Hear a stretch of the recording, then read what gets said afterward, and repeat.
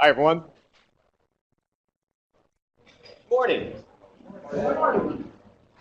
My name is Ed Ing, and I'm responsible for the Client Experience Group at IFDS. It's great to see all of you here today on a Friday morning before a long weekend. Really appreciate you guys making it out for an update on two topics. We're going to talk about Brexit, and we're going to talk about blockchain. Speaking of blockchain, not sure if you heard the recent news about the rapper 50 Cent. No? No word of a lie. No word. This really happened. 50 Cent didn't realize he had this Bitcoin, and this Bitcoin is worth like $8 million. So, given this development, 50 Cent should really change his name to 0.0006 Bitcoin. That's bad. I made that joke up, clearly. So first off, we've got Mr. Paul Ives. Paul Ives is here to talk about blockchain. He's going to talk about how it works and what we're doing at IFDS, State Street, and DST in the area of blockchain. Paul Ives comes to us from DST. He is the head of R&D for DST, based out of Toronto. He does a lot of work for us here at IFDS as well. So when you think about blockchain, think about all the benefits that it can provide, which are gets rid of a bunch of middlemen, it's really hard to hack, and it's fully transparent. So think about those benefits and how that could really fundamentally change our industry. After Paul, we've got Mr. David Moffat. David Moffat is here from the DST UK office. Some of you may remember David. He came back in 2016 to talk about the banning of embedded comp in the UK and how that impacted the industry out there, which is very relevant because we may be headed down the same path here in Canada. Today, David's going to talk about two things. He's going to give us an update on regulatory changes in Europe, as well as an update on Brexit, how that's going to impact the industry, how it's going to impact a bunch of asset managers as we approach the divorce date in 2019. Speaking of Brexit, why does Britain like tea so much? God, this jobs. Because tea leaves. I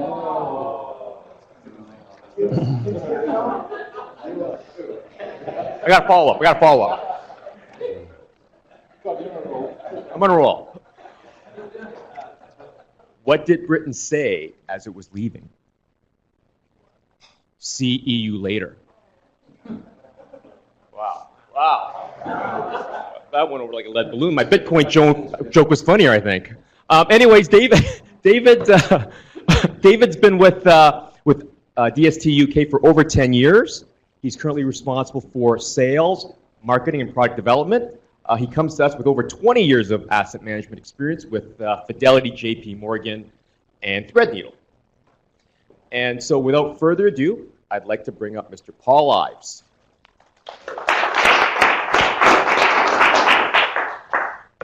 All right, can you hear me? Yeah, okay, perfect. So thanks for the warm-up. Make it all fun, make it all fun. Let's get on. There we go. Okay, so as Ed said, I come from R&D, but I've been around IFDS, DST for a long time. Pretty much all my career out of university. I'm based here in Toronto.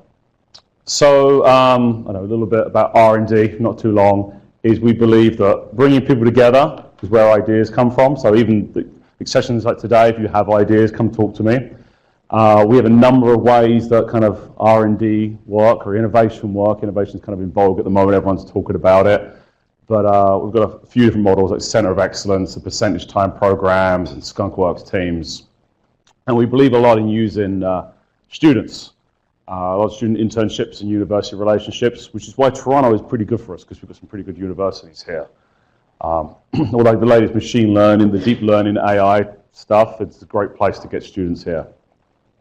So anyway, blockchain. I kind of usually start by saying, who? It's early, I'm usually much later in the day. Who here owns a Bitcoin? And I kind of got to change it now. It's like, who here owns 0.0000001 of a Bitcoin? Because it's so expensive. And like, usually one person or no one puts their hand up.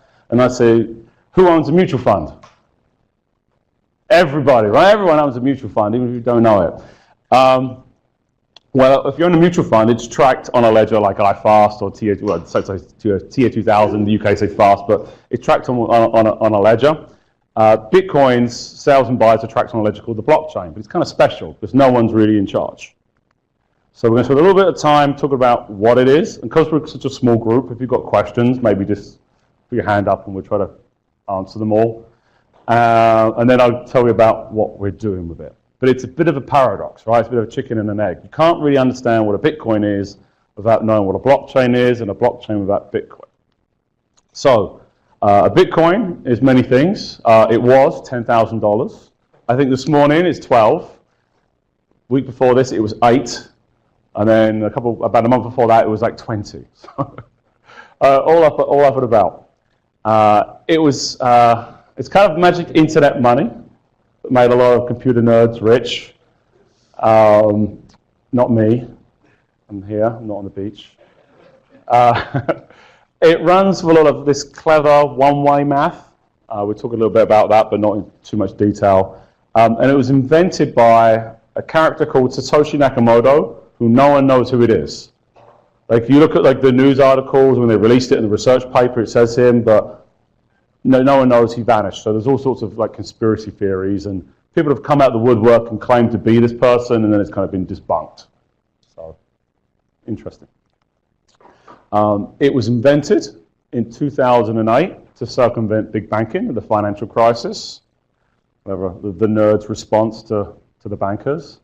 And this is kind of where Bitcoins come from. I thought it would be interesting to show you where Bitcoin comes from. It comes from some math called a proof of work algorithm. I'm not going to go too much into detail there, but it's kind of you add together some digital signatures of different blocks in a blockchain that we're going to see in a minute, and it's got to come up with a certain type of number. When you create blocks in a blockchain, the software, and it's just computer software, will reward the person that created the block a Bitcoin, and that's kind of where they come from. That you hear this term mining, and it's kind of a good analogy because you're sort of mathematically mining for these special numbers that meet a special properties, like looking for prime numbers. A way to think about this in more sort of digestible terms is kind of like a puzzle, so like a crossword or Sudoku. We could sit down together and try to solve this Sudoku puzzle, and it would take us a while, figuring all the numbers out, so we get like every number from 1 through 9. But we can all look at it. Oh! No, we can't.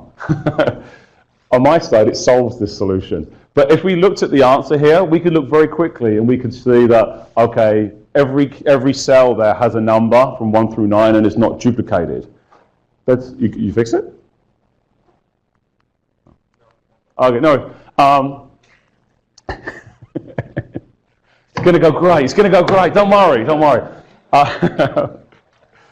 So the main concept here is that you can look at the answer to a mathematical problem and you don't need to know all the workings out. So that's kind of the fundamental principle to how it all works. That's the most complex thing that happens. This is kind of the code for any coders. That's where they come from. It's got these lines here. And it runs this kind of data file. So here you've got a chain of blocks, hence the name. Each block has transactions in it. So when I try to describe this, I compare it to an old-fashioned ledger book. The pages in a ledger book are analogous to blocks in a blockchain. The rows in the ledger book are analogous to transactions in a blockchain. A ledger book is glued together by, I don't know, like glue or staples or string or something. A blockchain is glued together by that math, Sudoku, proof of work type thing. And that math is what creates the Bitcoins that are stored. Don't worry, I've got an example in a minute. So it runs with no central party. So it's kind of this one. It's distributed, it's like the internet. Some of the computers that run the software are connected to some of the other computers, and there's a path around them all. It's not centralized, like something like fund servers, where we all dial into the middle and it distributes, like the old-fashioned telephone exchange. And it's not this one here, decentralized, that people talk about, which is everything is connected to everything. So I thought we'd do an example, or a demo. So if this is our network of computers, and they're all running Bitcoin blockchain software, they all have a copy of this ledger, this database file, and here's what it looks like. We've got sells and buys of different amounts. So if we want to add a new block on, and let's say this guy here, there's got some pending transactions coming on that people want to place. X wants to sell to Y, 340 and W to Q. Those transactions have to get put in a block. So a computer will do that. One of these computers will do that. It'll put it in a block. And then it starts doing this process called mining, where it's looking for, up here, it's got the signature of the previous block. So the signature of all of this, plus some magic number. And that magic number will start at 0, and then it will try 1, and then it will try 2, 3, 4, to infinity, until it comes up with, all the way back here on our math slide, a number that looks kind of like this. Technically it starts with 0, which is kind of weird to understand, but it's in a different number base. So it finds that number there, and when it finds it, it just broadcasts it. Then the other computers can do that. Oh, I can see that this solves the mathematical puzzle. I don't have to do the calculations that took you 20 minutes, or 20 minutes in Bitcoin, but it could be half an hour, could be an hour. I don't have to do that. I can check it in a second. I'll take a copy of your block and I'll add it to mine. And that happens all throughout this distributed network. Any questions so far? And do those blocks take that number because they're incented to take it so that they can calculate the next one? Because everyone's trying to mine. No, they just take it. The software just takes it, and then once it's been accepted, it gets rewarded. The person that created it gets a Bitcoin, and then they can go spend that however they want. So all these kind of like these mining farms in China or in Iceland, Iceland's concerned now because I think the Bitcoin mining or the data centers are using more electricity than the general population. It's kind of nuts. That's just so they get their Bitcoin. So there's a technical thing that happens. Well, there's lots of technical things in it. But the algorithm has a way to flex the complexity of the mathematical problem based on the number of people trying to compete to create blocks. So basically, the more computers are in the system, the harder the software makes the math to solve. And that controls the time it takes to create a Bitcoin. So right now, it runs about 20 minutes. So if there were less computers, it would simplify the math to keep it at 20 minutes. If there are more computers competing, it will increase the complexity. So it still kept it at 20 minutes to keep a kind of steady flow. So you don't just mine all the Bitcoins up in seconds and you're done.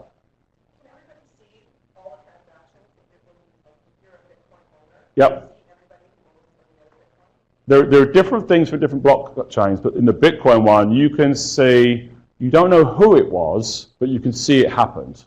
So you go, there's a website you can go, it's like blockstackit.info or something like that. And you can see in real time all the transactions happening, like $10,000, $20,000 or in Bitcoin. But it would just show you some like gibberish number to some other gibberish number as the buyer and the seller. Which is it's an encryption key.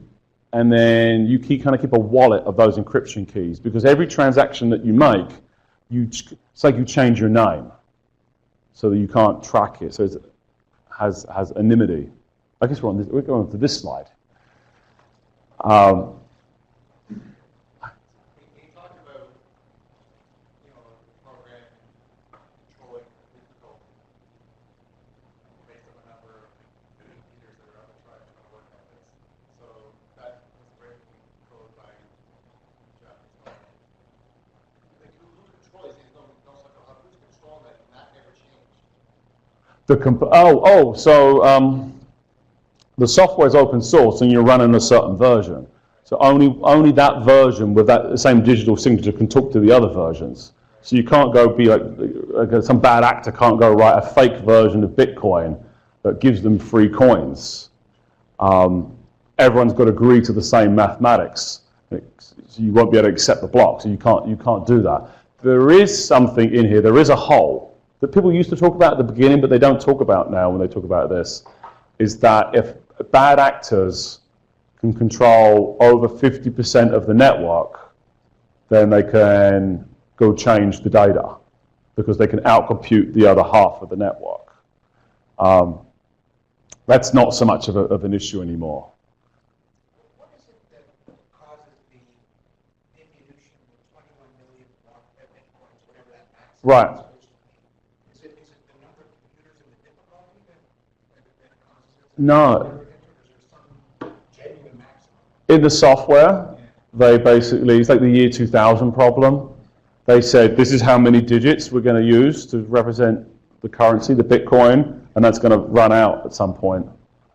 That's really all it is. I'm sure they'll come out with something to add another digit on, or they talk about moving to a fee-based model, or you just trade on the existing ones. When you say they, the they, because they's everyone, isn't it? Yeah, the people that drive, there's a set group of people that anyone can be part of once they get accepted, but it's open source software, that they contribute the code, and then the peer community has to review the code and consume it. John? All this for the people online, can you repeat any questions that you get into the microphone? They can't hear the questions from the audience. Got it. And can you also, when you're pointing at the screen, can you just explain what part of the say you're Sure, okay. Okay, so So when somebody wants to buy a Bitcoin, they have to go through this, so they go and they initiate the transaction, and then it creates a block, and then that block goes into the system, is that right? And then you get rewarded. Are you always rewarded in Bitcoin?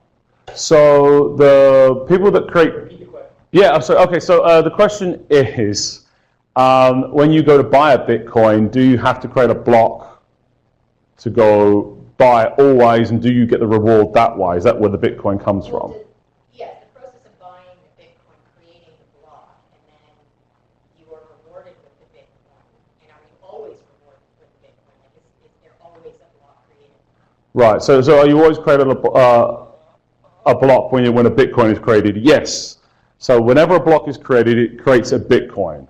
That can't be undone. But when you go to buy one, so typically here, if you would go to like an app or a website and you would buy Bitcoin, you would be buying someone else's Bitcoin. And that Bitcoin would come, the originator that would sell that is the person that mined it. It's like digging up a piece of gold. Then they would carve it up and then sell it. It's really all it is, right? They're carving up this thing that's been mined. So there are four kind of key principles to remember about blockchain. It's a shared ledger, and because of this mathematics that's kind of involved for breakfast, it means you can't go back and change the past data, which is interesting, right? Because it means it's tamper-proof mathematically. We don't need to lock it up in a data center to make it tamper-proof. It is encrypted. So the same encryption that we use to buy a book and book a flight online, everyone gets a copy of everyone's data, but they don't get the encryption keys to see the other person's data, just their own. So it's kind of got fault tolerant and redundancy built in. And it has this thing since 2015. It's not in Bitcoin, but it's in these other blockchains that you hear about, like Ethereum, Hyperledger, you might have heard about. They have these things called smart contracts that are just computer programs that are stored on the blockchain just like data. But then everyone agrees which version of the computer program they're going to run. And these computer programs can be things like units times price equals the cash amount.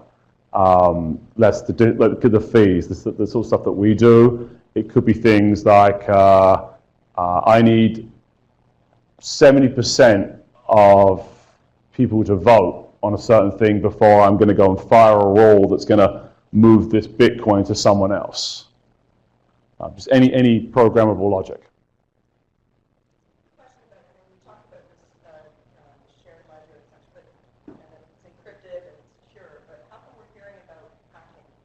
So how does Right. So question is, if blockchain is secure and Bitcoin is secure by design, why are we hearing about hacking? And what gets hacked? Because this is all sort of, it's like, well, it's money without banks. So there's lots of people that are perhaps not so trustworthy that don't have licenses. that have access to this data, and it's stored. When you buy it, typically you buy it through an exchange. If you're not going to download the software and compile it and run it yourself in your bedroom, you have to go through an exchange, and that exchange keeps your wallet. So they keep the history of all your transactions, like something like iFast would keep the history of all your transactions per account. It's that wallet that gets stolen. And when you steal that wallet, because you have the mathematical keys, you can go to anyone else on the blockchain. So you go to the guy in his bedroom or his basement, and you give them those numbers, and then he moves the money. So that's how that all happens. And because of the anonymity, you can't trace it. You kind of know, you know sort of the anonymized identity of where it went, and you know it's the same person. You have no idea who it is or where they are. So they're not hacking into the blockchain. What they're doing is they're effectively stealing the key. yes.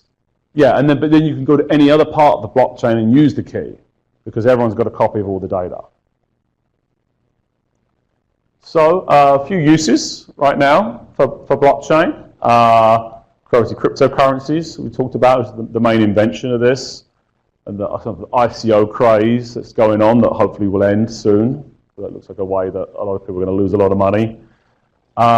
Things like notary. At the Advanced conference this week in DST, one of our keynote speakers talked about property ownership in Uganda.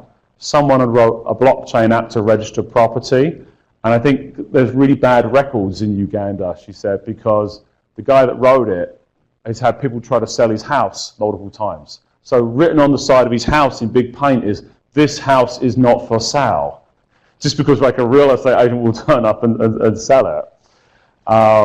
In our field, financial services, things like clearing and payments and smart TA are things that you hear, custody, the usual types of stuff, right? Everyone wants to be a blockchain consultant.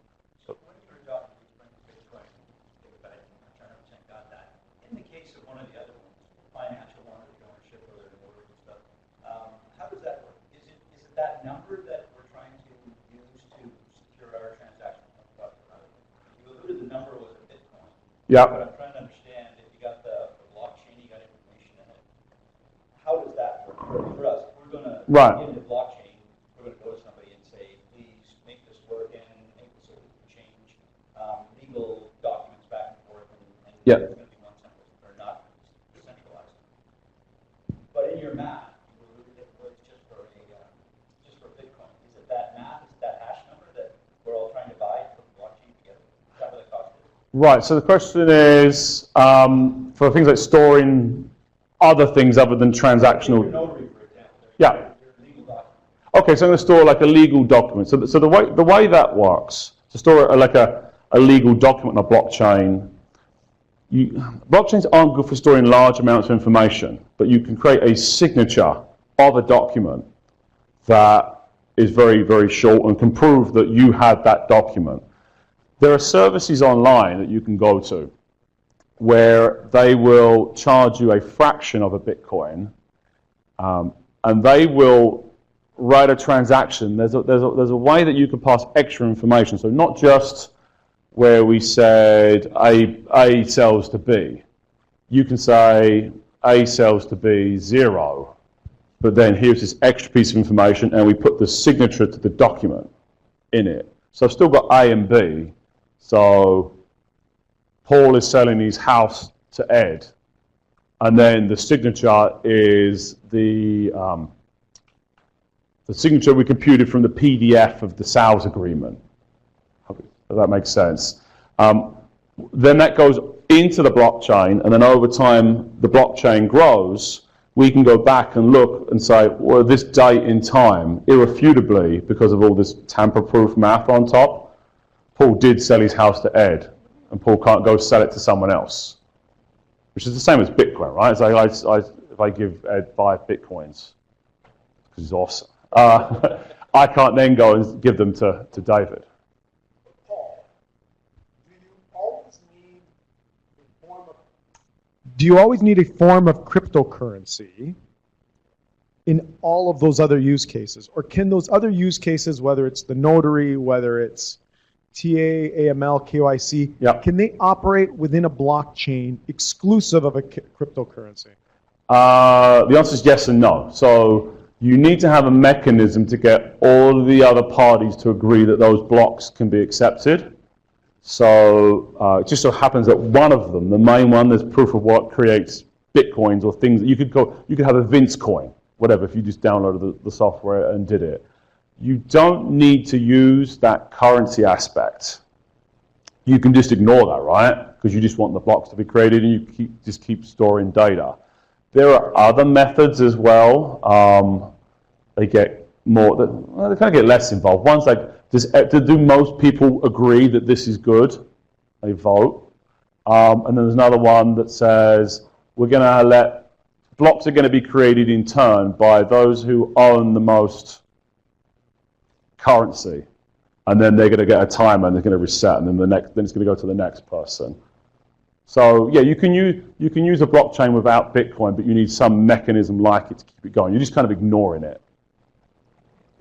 In the use cases that you're seeing now, the financial services ones, the ones that are out there that are being experimented with, are they typically, though, using Bitcoin? No. Most stuff that's happening kind of outside, most stuff that's happening outside corporations doesn't really use the cryptocurrency aspect. It uses more the redundancy and a way to share the data reliably and a way to connect parties together. Okay, so I'm going to run through the next few quickly, to tell you a little bit about what we're actually doing with this technology. So a lot of people think it means many things. Does it mean like T+0 settlement? Does it mean transparency? Kind of means some of these things, right? We all know we've got challenges in our world. Cybersecurity is kind of built around our businesses and our systems. It's designed in by its very core because of the openness of blockchain technology.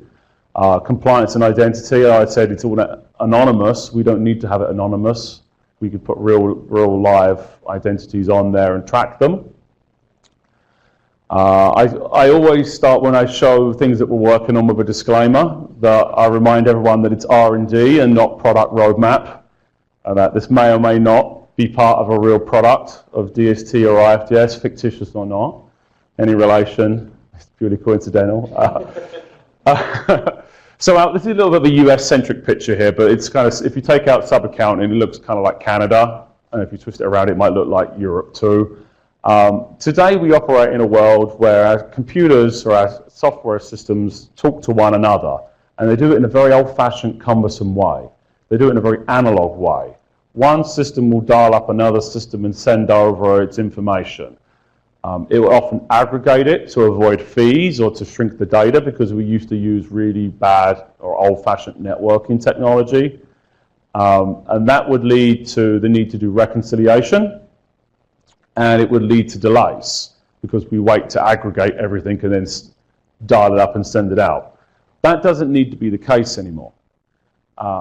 This kind of model creates a lot of problems, right? If you think of mutual funds today, right? We get all the orders in, they might be aggregated, they come into the transfer agency through some hub. We might wait through the end of the day, and then we'll send it off as a transfer to the fund accountant. The fund accountant does all their fund accounting, cut the NAV to the portfolio manager, and it'll come back. And we're usually out or recalculating the next morning and doing the portfolio management the next day. On a blockchain, everyone's equal. None of this catch and release point to point. It's peer-to-peer. Whenever anyone's got any data, the data can be published to everyone. So we could change our systems and make them more real-time. It's more transparent. So today we're going to talk about kind of incremental innovation. So innovation is very much in vogue. We're doing R&D at DST and IFDS for a long time and try to be more factual about prove or disprove. And innovation seems to be lots more about the speculative prospects of new things. But there's a good book. I'm sure a lot of you have read it, right? The Innovator's Dilemma, that divides innovation into disruptive innovation and incremental innovation. So we're on the incremental side. So We don't need to really look at this. This is just kind of how long we've been looking at blockchain inside IFDS and DST. So since 2015 was when everyone was talking about what it could do, and when we would try to do something with it, it crashed and burned. For example, here are some screenshots of some of the use cases we did on the top left.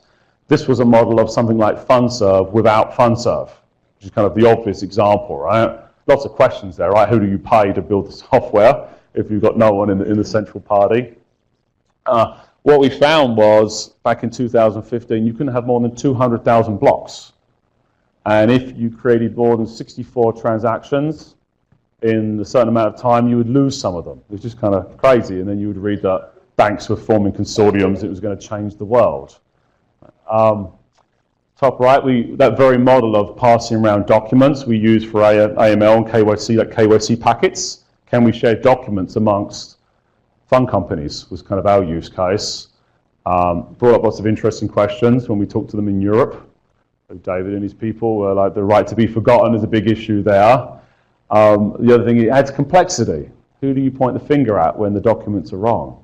It's not one central party. So there's different paradigms. These bottom two are some we did with State Street and IFDS around cash estimates and capstock stuff. I'm going to talk about this a little bit more in a minute, so I won't go into too much detail, but the first one here was back in 2016 with State Street. We did something in the sort of the open public cloud with made up fake data that was mutual funds running real time as opposed to like nightly batch. So one key thing about blockchain is it's a really good technology to connect different companies together that may or may not trust each other. So where we're shy or systems don't integrate, it's kind of a way to build systems for the industry as opposed to the different silos. It's kind of a key thing that we learn. So what are we doing today? So at IFDS in Luxembourg, because the Luxembourg business is obviously significant value, the volumes are fairly low compared to other industries or other markets. We think it's about the level of what the technology is capable of. We're kind of seeing that the enterprise level blockchains that you can get are about the level of a spreadsheet. So think about that. We wouldn't store all of your mutual funds ledgers in Excel, but we can do things like fund accounting in Excel because it's all an aggregate. You need less rows. So it's kind of where blockchain is, but it's all shared. The capability of the programmability, these smart contracts, is about at the level of macros. So that's kind of a good analogy to think about it. But it's kind of shared. It's like a collaborated spreadsheet. So we're looking to prove or disprove, equally disprove, if we can make this work as an organization, if the software works, and if we can do it, and we have the staff to do it, and get everyone kind of familiar with it. So we're looking at running the capstock and the cash estimates on blockchain. We're doing it on both, two different types. It's kind of a two-horse race right now between IBM and the Hyperledger project, and this one called Ethereum, which is open source and JP Morgan backed.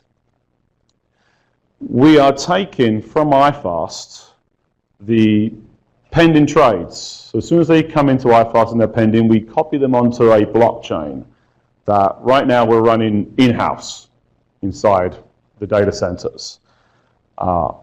Once we do that, we're kind of providing a high dollar trade alert system off of that. So you think back to the picture back here, right, where we've got these dashboards and this one here. We will have a dashboard for a portfolio manager that would let them see during the day the build-up of activity in the fund. And we can estimate it out based on the last NAV. We've been working with State Street on how them as a fund accountant can deliver us the NAV sooner. Some interesting things that have kind of cropped up are, my screen back, is you could potentially get to intraday NAVs or hedge NAVs. Because if you can see, right, like today you wouldn't see to the end of the day that you've got a €100 million transaction coming in. If that's kind of roughly what you're expecting, why don't you just cut the NAV on that, and then anything else you just mop up in the difference? Another interesting thing, and another reason for being in Luxembourg, is FX. People talk about lower counterparty risk with blockchain because you can know sooner and have less control your liquidation, your liquidity, sorry. But it's the same with FX, right? You don't have to go get some much money, perhaps, or you maybe need more. Where today we're kind of guessing based on yesterday's data, we'd be guessing based on today's data. So much more educated guesses. We think also, this is about cash estimates, we think also to kind of like put a more hype into it, we think we can link into some AI here as well and do predictive. So based on historic flows, kind of layer that on top. So we're taking that, we're doing that based on the pending trades that come out of iFast that we put onto a blockchain. We're also taking the price trades, so we can actually do the cap stock and see how the cap stock works, so the actuals, where today we send files back and forth. And I got to go back to my disclaimer and say this may or may not end up being a real thing. We're just trying to prove if this technology can be useful. Another thing that we're looking at is how can we get trades into this sooner? Whether we take trades from networks like Swift and put them straight onto the same blockchain and get even further information about a trade. Can we look in things like AWD and use automation to pick out fund names or ISINs and cash values to get an even earlier prediction of what the picture is going to look like? We built these are mock-up screens of a real application. So it's not a production; it's a labs application. But we built a trading screen where place a trade, so 250 euros in the European bond fund, and as soon as we place it, it goes onto this blockchain that everyone can see. So portfolio manager, fund accountant, regulator, they can all see. It goes in as unverified. So we kind of get a picture of what the account balance is, and we can kind of store previous account balances in the chain that we keep update. So it's kind of like a FundServe, but FundServe knows everyone's balances and can do better validation. On that screen back there, we do validation like minimum account balance, redemption against how many units that you hold, that type of stuff. Much, much richer than what sort of the pipes do today. And then lastly, here. So lastly is the thing about, so Vince, that you asked about, are people using Bitcoin or digital currency? We think we might be able to get to a point, and this is just a thought experiment at the moment, that today dealers will settle out with funds.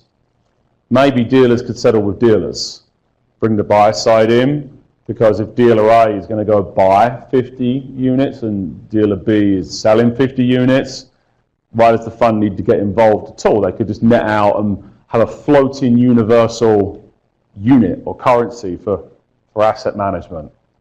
All sorts of other regulatory issues there about being a legal exchange and everything, but that's kind of the theory, is that you could settle in these sort of tokens and then cash out of the casino later on.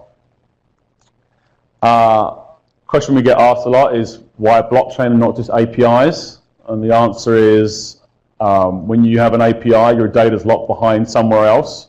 It's locked in a data center. On a blockchain, you have it. A lot of freedom. You can go wherever you want. It's redundant. It's fault tolerant. We're looking at blockchain from an IT point of view, just to synchronize data in the cloud. Be very useful. And we think it's a good way that we can start to migrate as a research sort of, strategy, to migrate from our heavy traditional systems that we have today to more lightweight systems in the future. Sorry, you talked about synchronizing disaster recovery issues. That Yeah. So it's, reduce the amount of time between backup and real, so you have less loss of possibly. Yeah. So where we're looking at, so for terms of redundancy as an IT strategy, is our systems today are built kind of inside data centers.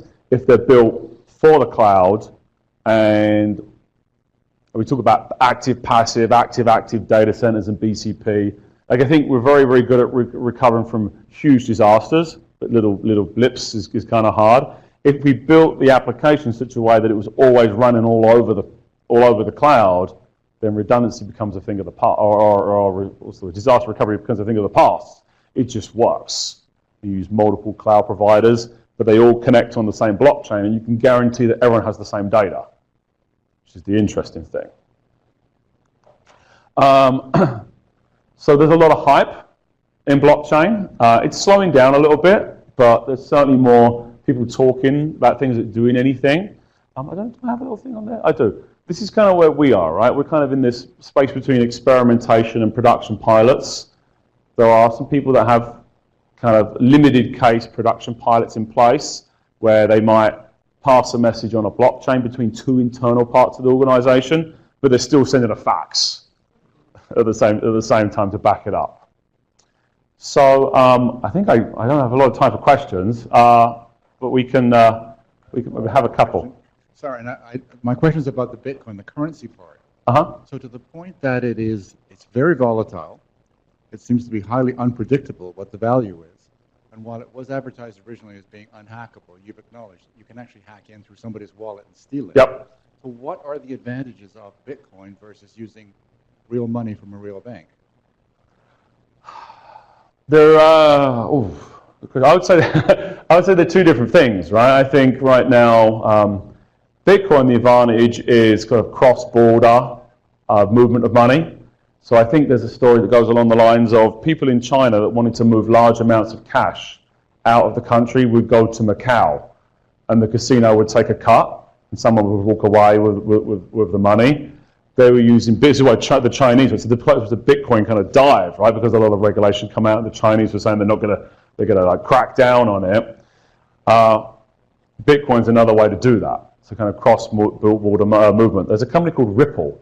It's like the third biggest cryptocurrency that a bunch of university professors and some bankers started that does the same thing. It's like multi-currency, cross-border payments.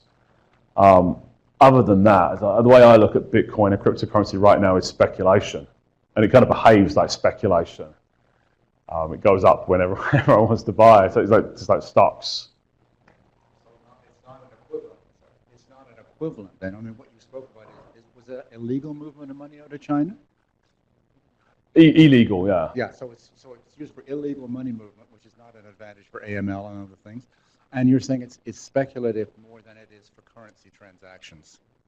Yeah, I would be worried moving money for a bit, unless it moved very, very fast.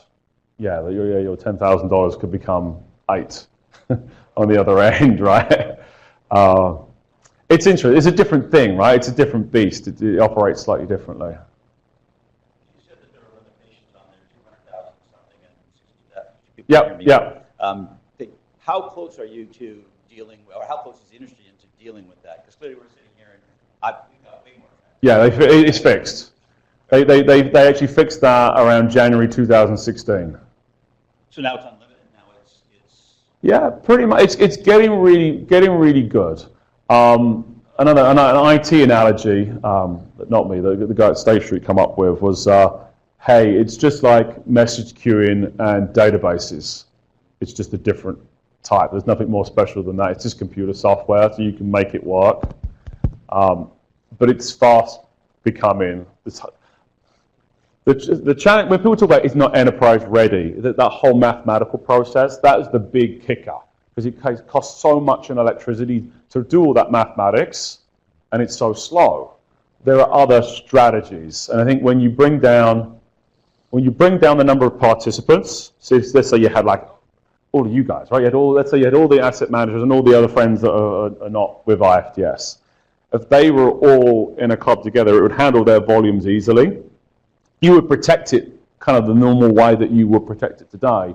You would be a bit more lax in that, how do you accept a block? You would just say something along the lines of, I don't know, alphabetically by fund company name. That's how you create a block, and we agree that we're all going to do that, and we will back up everyone's data.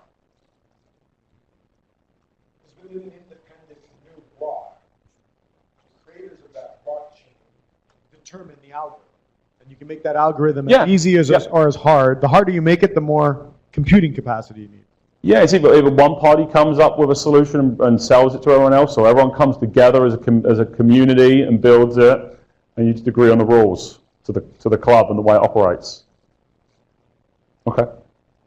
So that's the what? That's the. Oh, There's a question from Norway. excellent. Have there been talks at the federal level to possibly issue something like a debt coin, something that would run parallel to the dollar? Yes. There's a patent. Goldman Sachs have a patent that talks about mapping fiat currency, so real money, to digital money in an equivalent. Yeah, there are lots of talks. I think Estonia is another country that is in further talks, and Australia is doing something too. The Bank of England has said stuff. I think the Bank of Canada said something. Like these statements come out of the, sort of the IT or the innovation groups and then quickly get retracted by someone higher up. But yeah, they're certainly talking about it. Okay, that's the warm-up act, and the main star of the show, my compatriot, Mr. Moffat. In the meantime, thank you.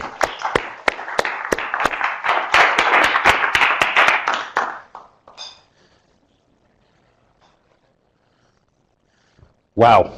It's not often you actually get to stand up second in this case and actually talk about something as turgid as European regulation and Brexit. I know that actually you've got the easy subject actually rather than that. Wow. Thank you, Paul. Let's talk just a little bit in the context of what's the situation currently in Europe in terms of regulation overall. I think actually, for instance, it's probably right to take that in the context of the global position, which here we are, we're sat in 2018, we're what, as near as damn it, 10 years on since the financial crisis of 2008, and actually it's taken virtually all that time for the implication and for the knock-on and for the reaction of the regulators to really come to the fore. So it kind of feels that we're coming towards the end of what people talked about globally as this tsunami of regulation and everything else. It's probably more like a flood than a tsunami, because it hasn't really abated much, but nonetheless, fundamentally, it kind of feels we're getting towards the end of that now. And there's a number of different reasons for that, I guess, globally that we need to recognise. The US clearly is in a very different position than most others. In the US, clearly the Trump administration starts from a global mindset that regulation just gets in the way of business, and as a consequence, it is not seeking to pursue quite a number of the regulatory changes that the Obama regime had previously going down the route of. So when I had the pleasure of coming and speaking back in 2016 about some of the UK provisions that we'd seen there around the so-called the retail distribution review, fundamentally in the UK that was the removing and breaking the concept of commission in terms of the sale of financial service products. You're also looking at a very similar model here in Canada. It's funny, it's been a very Anglo-Saxon world, so we've seen that being implemented in South Africa. It's been applied now in both Australia and New Zealand. It does feel that, in all honesty, a lot of that in the US has largely dropped away. So a lot of the proposals around the changes of the dole rules, term of labour rules, which would have achieved much the same, have largely either been quietly shelved or put on hold, and has been left really a little bit standing in this case. I understand there's still a degree of momentum going on here within Canada to do the same, though, that you're still looking at these kind of changes. So it's an interesting one more than the else. In the US as well, because there's so little coherence in terms of policy coming out from the Trump administration, it's very dependent on who's in charge, who the appointee is. It's what my good friend Sven Casper in State Street talks about as being people as policy. Whoever you appoint, in this case, in charge of the Fed or the SEC, is given a hugely more liberal capability to set their own policy distinct from that of the White House and the policy that would ever have been the case under virtually any administration in recent times. So you really, it's an awful lot down to the individual person driving policy. But the other big driver, and I think this is true globally as a theme, and it's certainly true now in Europe, and it's certainly the case in the US, is that the focus is now less and less about regulation and imposition of control, and is now much more about how are we going to actually restart growth. Clearly, we've been through a huge period where interest rates have been so low as to be negligible. Clearly, there's a desire to get back on the part of central bankers to a new norm of interest rates at a somewhat more sensible level, if only to create some headroom, if they need to drop them again to stimulate growth in the future. But fundamentally, there's a real desire, particularly in the US, that there's a real need for economic growth to underpin what's going on. And that's, to an extent, I mean, you can argue the causality here, whether this is This is despite or because of the Trump policies in this case, but there's some sign that that's coming through. In Europe, we've got the same. Economic growth has started to improve, but really there's a desperation, particularly across a number of European countries, that they desperately need economic growth because they need the tax increases that will bring to actually be able to actually get back some of their financial positions into the position where they're somewhere less in the red than they are. Specifically in Europe, politically, and much of what I'll talk about later on is this about Brexit, but Brexit is an important thing from a UK context, and it's probably kind of important, I guess, for Brussels, but it's by no means the only policy focus that Brussels has got right now. Brussels and the European Union, the whole European project, as it is seen in this case, certainly within the Commission, which is this concept of ever closer union. I don't really hear that phrase very much now, but fundamentally the whole concept that by and large that over a multi-generational exercise that Europe will effectively coalesce over time into a single federal state. Now there's a lot of denial going on, but that's fundamentally, that underpins an awful lot of the European Commission. So this is Brussels and the Secretariat and the people who really call the shots within Europe. Their real world model is that you will effectively move ultimately to having ideally a single currency, which would have been the euro before obviously a few buffers, a fundamentally single parliament in Europe, and really where effectively local national concerns will be relegated to almost the level of frankly county councils or town councils in terms of their power. That kind of has fallen away a little bit in this case, but fundamentally, really that's almost under a degree of almost existential threat. Brexit's just borne evidence of that. You've got a whole series of nationalist movements in Italy, France, Denmark, of all places, as well as a number of the European Union countries, really being to question, is that a direction that we want to be taking in more than anything else? So that, along with a pile of other activities the European Union would like to get on with, Brexit from their viewpoint is just simply, well, it's not a distraction, it's not a sideline, but it's not the only thing they're focusing on. In terms of regulation, however, in Europe, as I say, after many years of just simply more and more regulation, 17 pretty much we think represents the high watermark in terms of regulatory change. And the biggest element of that was something called MiFID and MiFIR. And to be clear, MiFIR is regulation which is imposed centrally within Europe. MiFID is where it actually comes down as a directive which is then implemented locally. So with directive requirements, you can get a little bit more flexibility at a national level. MiFIR requirements still to come down as a hard injunction straight from Brussels. This was really a reflection of the fact that the old original MiFID in this case was perceived as having made good progress, but a number of things clearly, this was obviously pre-2008, that there was a need for further significant change. Put this in context, MiFID 2 regulations amounted to some 1.4 million clauses. Just think that through, 1.4 million clauses when applied at the European level. So anyone who said that they've read MiFID is just going to lie. There was just no way that one human being could read all of that and take it all on board. But its scope was enormously broad and remains enormously broad. And it covers everything from how things are traded in securities exchanges and are reported, right the way through to how financial service products are sold to members of the public. And we've seen an awful lot of change and a lot of impact coming from some of those pieces. And dare I say it, much of this, I suspect, is actually beginning to now impinge into the global regulatory thinking, and what that which is appearing in Europe here will probably appear, I would suggest, as part of your own regulatory thinking 5 years hence. We're already beginning to see impact of what MiFID has done, impact into the global asset management industry. Pick out a few examples. There has been a requirement, there is and now is a requirement for much, much fuller disclosure around costs and charges within the asset management process. And we all sit around here and we all have disclosure annual management charges, and you've got something akin to what we used to have called the total expense ratios, which kind of take in a few more of the costs. But we've always known that there's been a lot of further costs occur within the asset management process around custody, safekeeping, stock lending, FX, transactional activity within the portfolio, all of which is buried within the performance numbers by all means, but at the end of the day, fundamentally, has never been disclosed to the client. MiFID has required European asset managers to start doing that.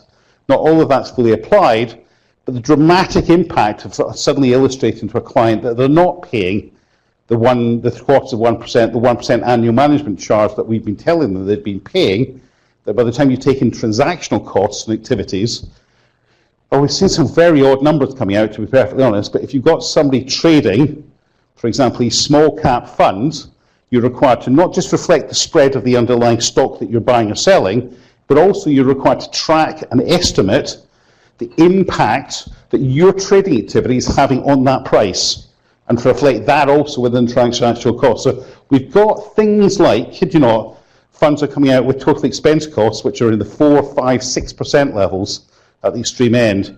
Even long-term conventional funds in this case are seeing really very significant increases in their illustrated overall costs. Just to make things even more interesting, we had a combination of both MiFID and PRIPS, which is another document with totally different methodologies for actually doing this calculation, and MiFID itself had 2. So we actually now got 3 competing methodologies for illustrating these costs. Not all of them agree, and we're just getting confusion reigns right now, as you might imagine. So actually, what what's happening is that most people just go, ugh.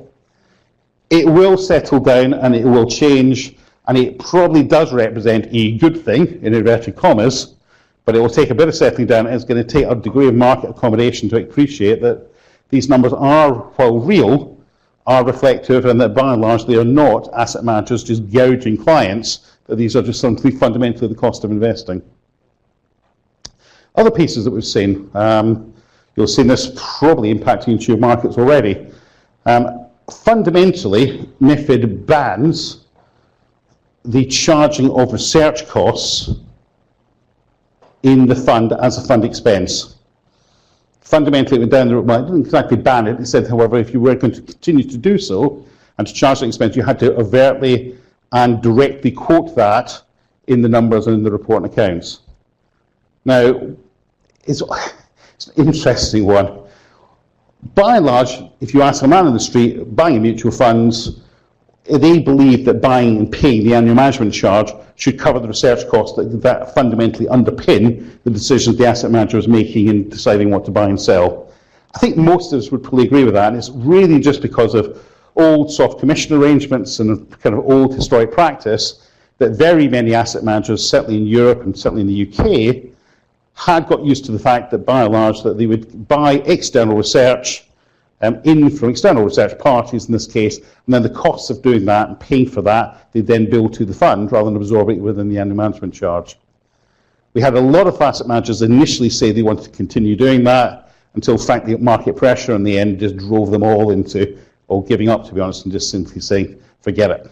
Okay, we're just going to absorb that. So that's been a direct change affected by regulation that's imposed more costs on the asset management community and actually has led to reduced cost to the consumer. So from a regulatory viewpoint, they would say that's a win.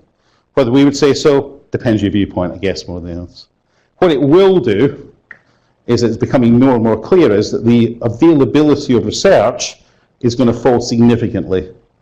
It's a debatable point again in its own right, but it certainly would appear that the number of the paid for research is now going to be paid because it's been paid for by the asset manager. You're looking at probably in the order of roughly maybe as much as 2/3 of the analytical materials are going to cease being produced. Debate that as to whether, again, I think it's a good thing. It also disproportionately impacts smaller managers and larger managers, so it creates a degree of a barrier to entry to small cap managers or smaller managers. Interesting impact more than anything else. There was further bits of this yet to go. There's an awful lot of work to be done still around, particularly transactional reporting. There's a whole pile of more detail. Give you some context. If you're doing a transaction on behalf of a retail client, the items of data, to Paul's point, that we need to now report to the regulator went from roughly conceivably up to 25 data items, now went up to just under 60. Now that sounds a lot, but if you don't have all of those data items, theoretically you're supposed to tell the client you can't trade on their behalf. So suddenly you've got clients who you've been doing business with for many, many years, clients you may be doing regular savings arrangements for, suddenly you're going to have to actually go out, and we've had to go out and actually demand more data from them. Problematic, and it would have been far more fun if once you'd done this, the regulator would be able to do anything with it. What's actually transpired right across Europe is all of this data that we're now being required to report up is effectively going into what people politically talk about as being a data lake. The reality is it's going into a great big state storage warehouse, and the regulator is doing absolutely nothing with it because they have no capacity to analyse or to do a damn thing with that data once it's being provided. And it's a frustration more than else that having put the industry through such a lot of pain and effort that the regulator clearly didn't bother to do the same. We also have differential application here. All the major markets in Europe, in fairness, in one form or another, have done and have delivered on MiFID requirements. Other countries, Spain, for example, has barely even started. So there's an uneven application across the European countries.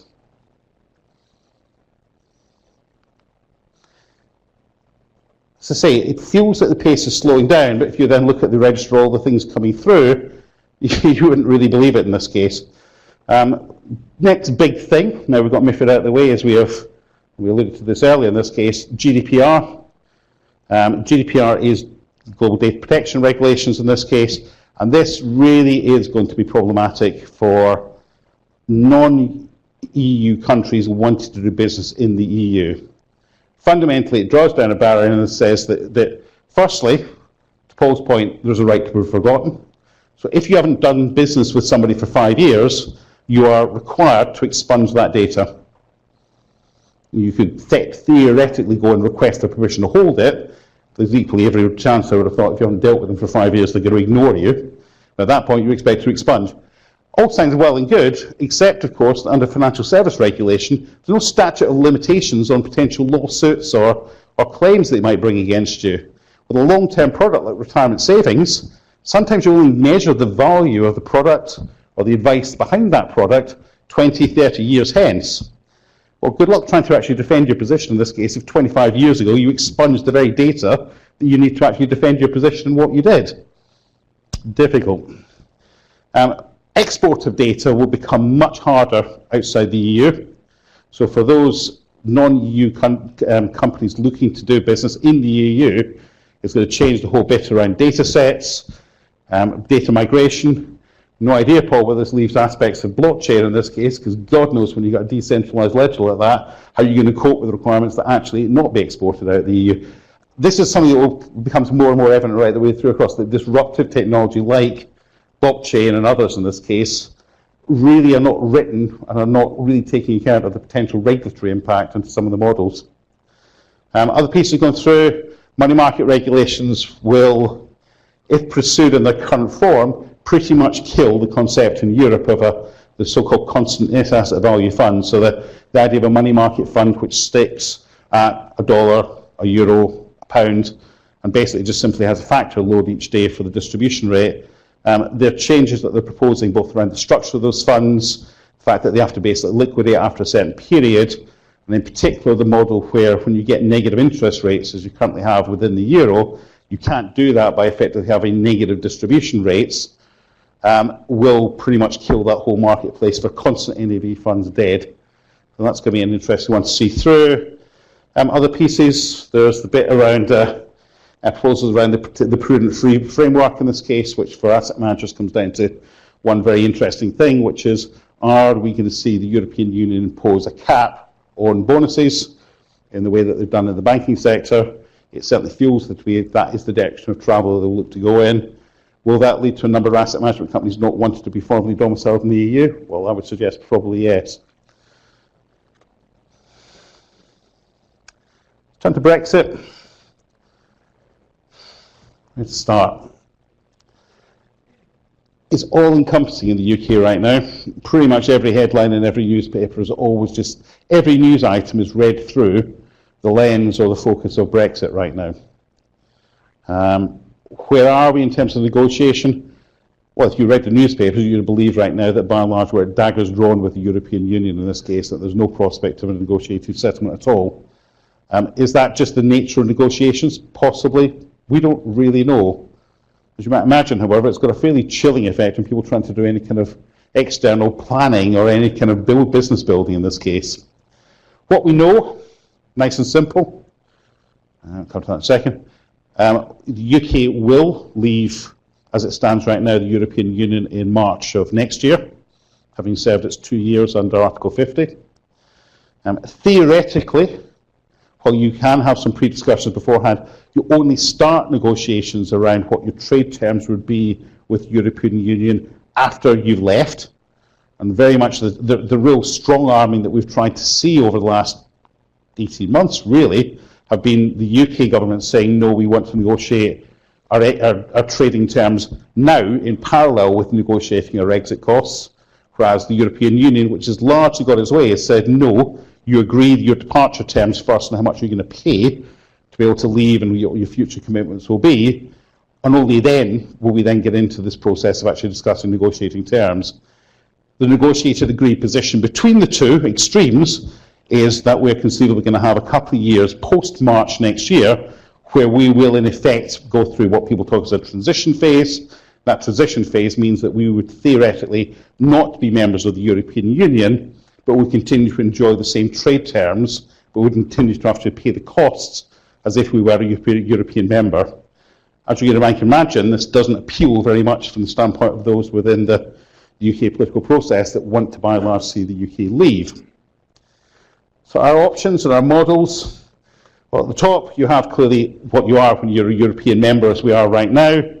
The next model down is pretty much what you have if you're Norway right now, which is that you're a member of the European free trade area, but you're not a member of the European Union. So this is kind of akin to what they're describing as being the transition phase of a couple of years. So we would be Norway, so to speak, for a couple of years, continue to be able to trade and do all the things as we do right now, continue to pay fully into the European budget, be subject to all of European law and regulation, but would have no vote.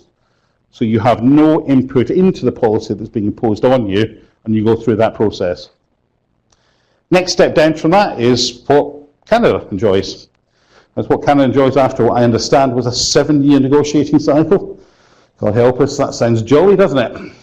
That effectively is a preferential trading relationship in this case, without, however, being a full member of the European Union, without contributing to the European budget, and obviously its terms are going to be more restrictive, and at that point that would clearly lead to differences, and one of the biggest ones that we have as a political problem within the UK is that that would then lead to hard borders and customs checks to any goods coming from the EU into the UK and vice versa.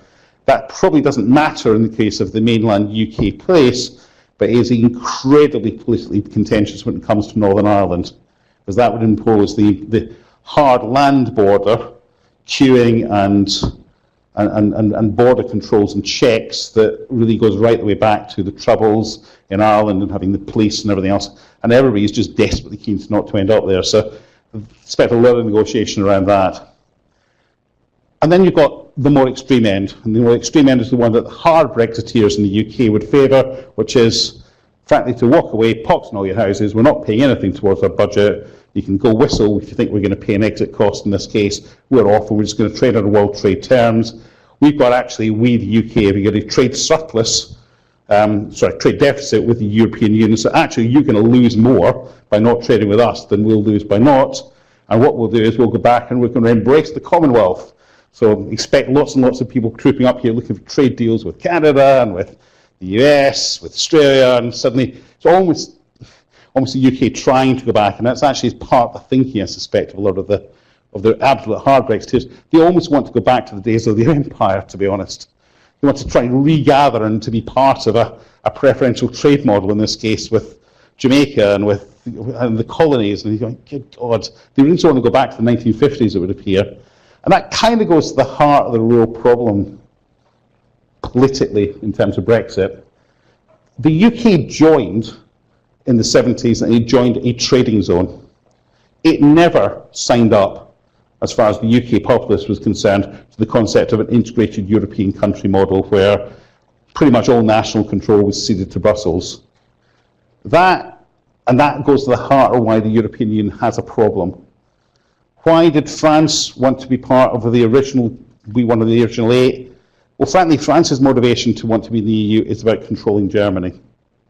Frankly, if you'd been invaded by Germany four times in the preceding 70 years, any kind of model that would actually get you out from that kind of war situation was going to be popular from their side.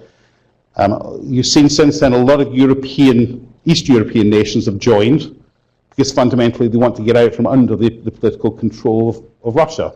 They're looking for friends on that basis. You're seeing a lot of southern European countries just want because they know they're going to be basically quids in because of the subsidy regimes that would support their farmers. Why Germany? Why Germany is always the hard question. Because Germany is by far more than the UK. Germany is the biggest contributor on a net basis to the European budget. Costs them a very, very significant sum of money. Why is Germany so keen? You could take different views. Probably it's summarised between the two positions of one, it remains an ongoing act of contrition for the Second World War and for Nazism.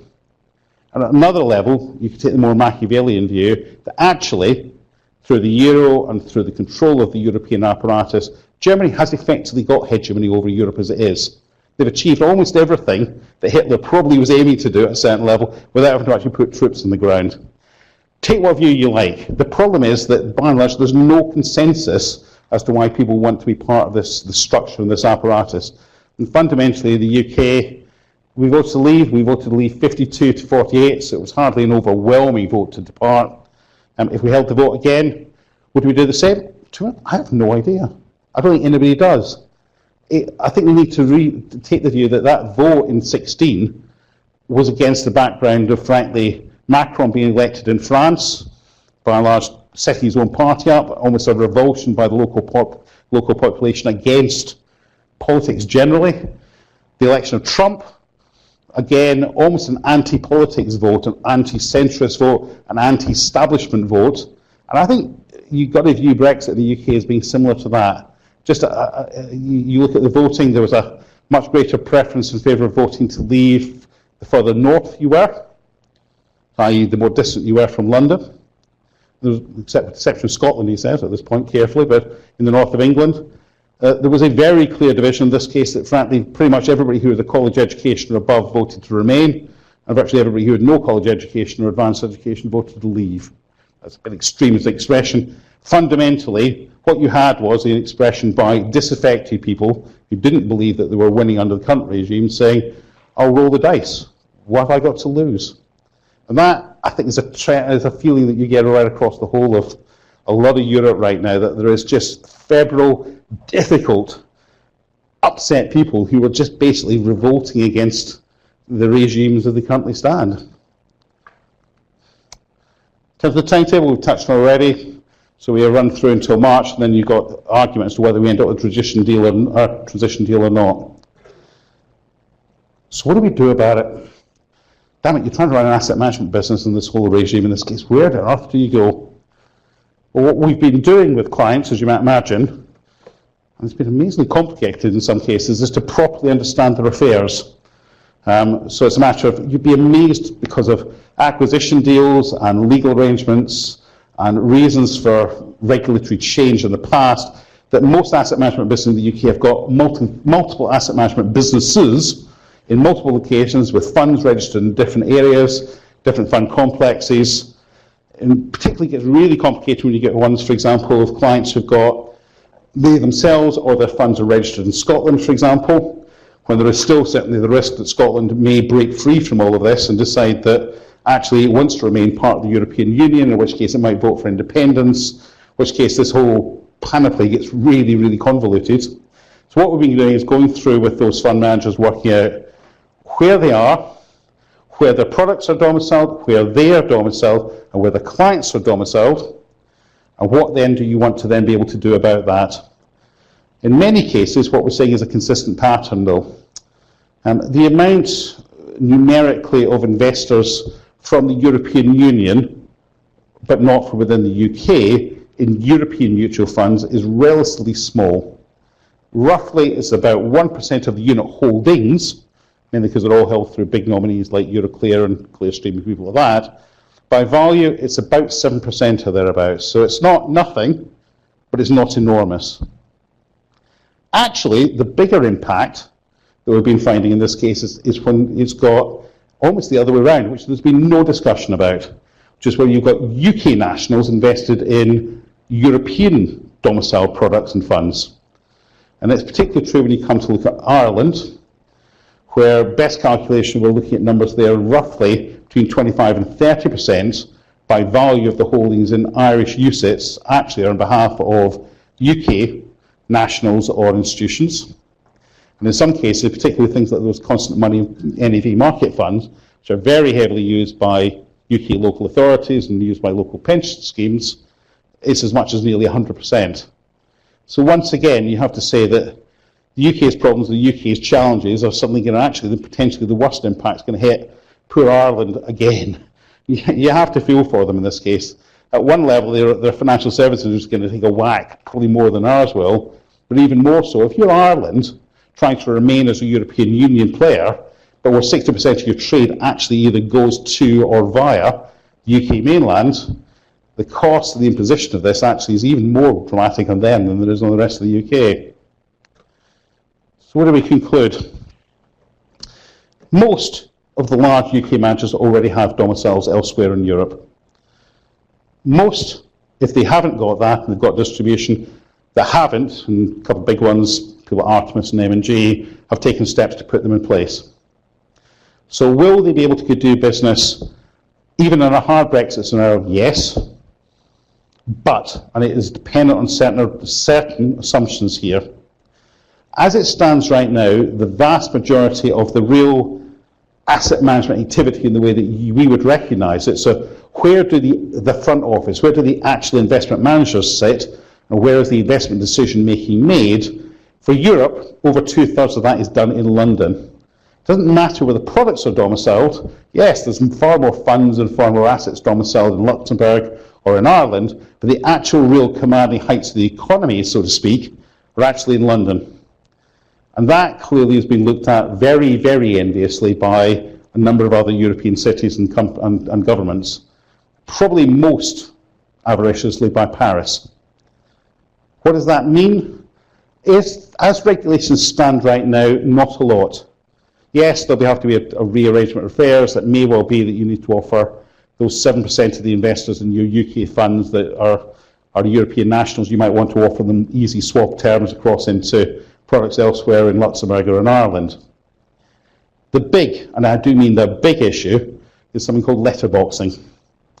And letterboxing is a somewhat rude term that's used by the French to talk about, and it potentially impacts, I would suggest, some of you as well, is a situation where, yes, the product's domiciled in Luxembourg or in Ireland, but the investment management decision-making is done under an outsourced agreement back to either the UK or to Canada, to the US, depending where the core domicile of the asset manager is. So the thing that means that you don't actually have to do everything in the EU is dependent on those outsourcing agreements.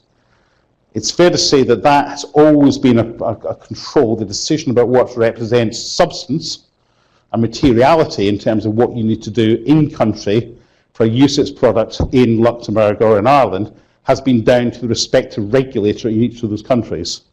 So in this case, the CSSF in Luxembourg would be the one that calls what do you need to do to qualify and to be allowed to run a UCITS domiciled in Luxembourg.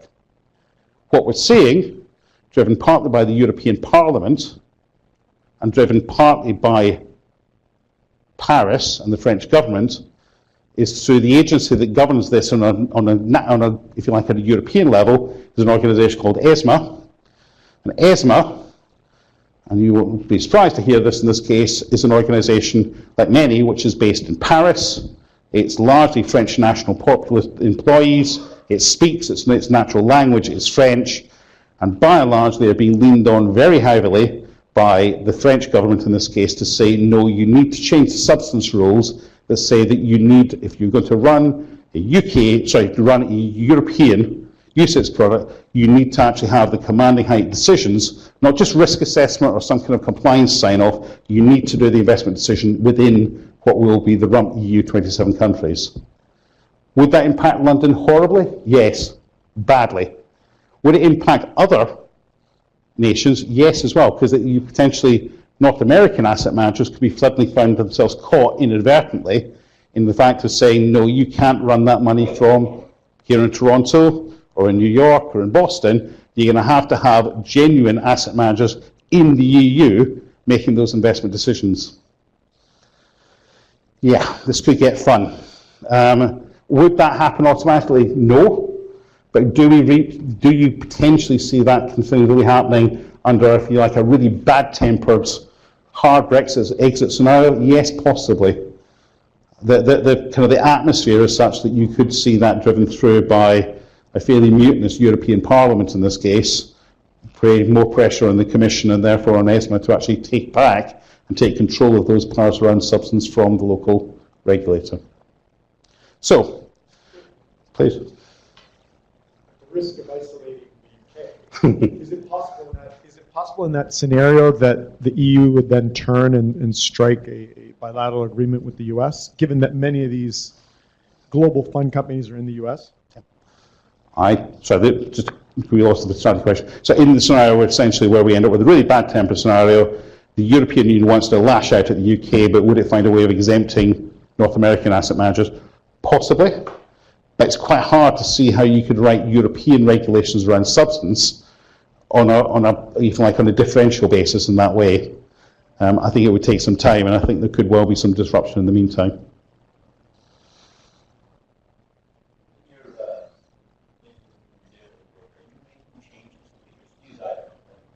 Well, we actually use something called FAST in the UK, but it's... Are you having to make changes to your system to be able to accommodate react what you think is going to happen with the for those watching online in this case, question, are we having to do things at systems level to change? Dramatically not, no, actually, so far, no. As I say, we're having to do the analysis work, and we have to identify clearly the potential of the European nationals investing in UK funds, and then you're into a whole exercise around communication with them, because clearly part of what a number of managers are looking to do would be to identify those clients and write to them and offer them the opportunity for effectively an in-specie transfer.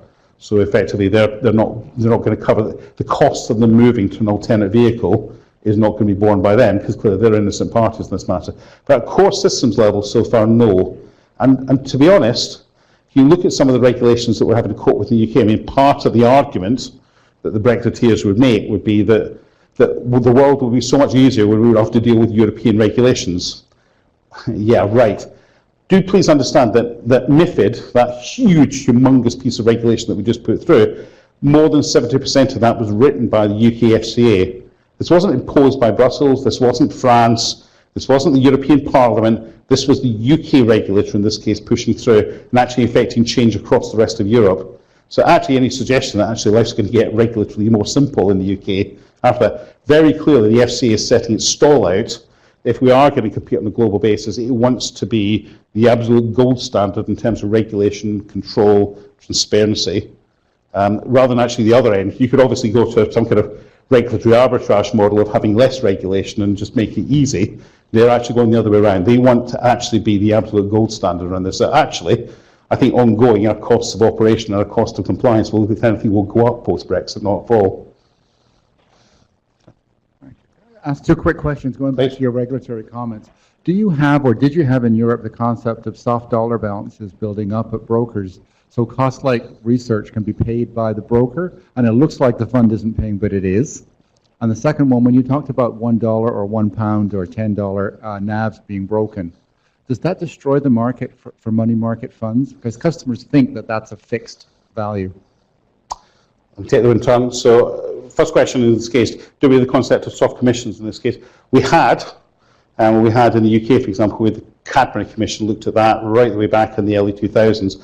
Largely the concept of soft dollar commissions was done away with at that point, but that's what then led to the model, if you like, the quid pro quo then, was actually this piece where by and large that research which was previously being paid for by soft dollars, when essentially best execution rules demanded that you not do that, because that basically involved placing, if you like, brokerage business with people who are charging more.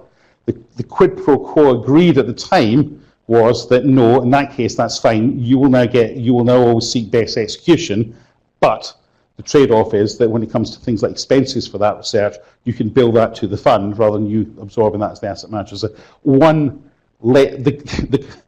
resolution of one iniquity, I would suggest, led to the next one, unfortunately. On the money market side, you're absolutely right. I think the breaking of if you like, the covenant of having that stable price at $1, €1, £1, I think is quite a big thing for a lot of clients. If they're no longer available from anybody, I suspect they'll just live with obviously a floating NAV fund in this case. But there's a cleanliness and an ease of understanding that for certainly things like Treasury departments of local authorities, they like the stable NAV model in this case. And fundamentally, the part of the European Union doesn't like it is they see that whole sector, because it's significant in size, you're talking hundreds of billions, they see that as a quasi-banking situation where they've got no control over in the same way as they have for the banking sector. So to an extent, they're almost motivated to want to try and kill it if they can.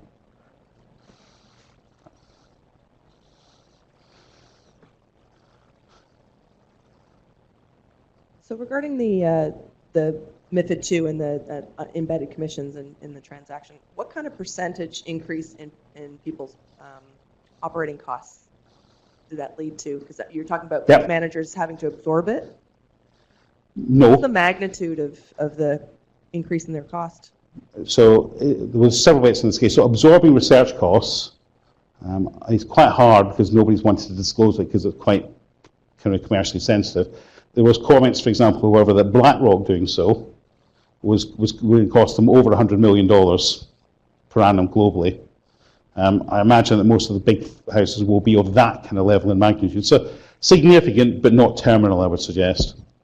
The bigger issue that they're now battling with, in all honesty, is this bit around, however, charge disclosure.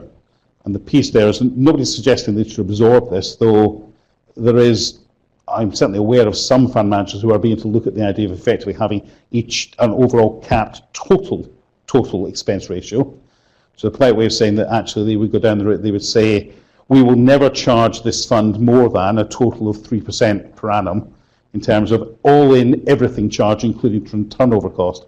But you want to be very careful about that kind of thing because actually, conceivably, that just at a point where, particularly in volatile markets, you could suddenly find the fund manager say, I've now got no choice in this case. If either I'm going to have to curtail my trading activity, or actually, now the asset manager would have to start absorbing the, if you like, the bit above that total level, and that could get very expensive. So in terms of numbers around that, it's hard because of this just mess we've got the numbers in right now. It would appear that we're seeing things like it's maybe adding a third, depending. So a fund with a portfolio turnover rate of say 50% per annum is probably throwing an extra third in terms of its total illustrated costs. So if it was previous coming in with a number around 1, it's coming in around about 1.3, 1.35 or thereabouts. The people who have really suffered is the passive funds, of course. Because things like Vanguard, with a UK tracker fund at 8 basis points, because of the way that they run the fund, because they're very, very careful about avoiding the tracking error, they're having to actually now illustrate numbers which are up around about 30 basis points because of the turnover and everything else activities. And suddenly there's almost people who bought that fund because it was very cheap, they're suddenly going, it's a con. Well, it's not a con, it's just that the nature of it in this case is very different. So it's taking a lot of understanding, and right now the retail population in the UK has just got no understanding, particularly, as I say, because these numbers are just all over the place right now, depending which methodology people have employed. I find it interesting that you said that it's more impact on the passive managers because the passive has been growing really extensively, and you saw that whole list of regulatory things that are coming into the active management world, and it's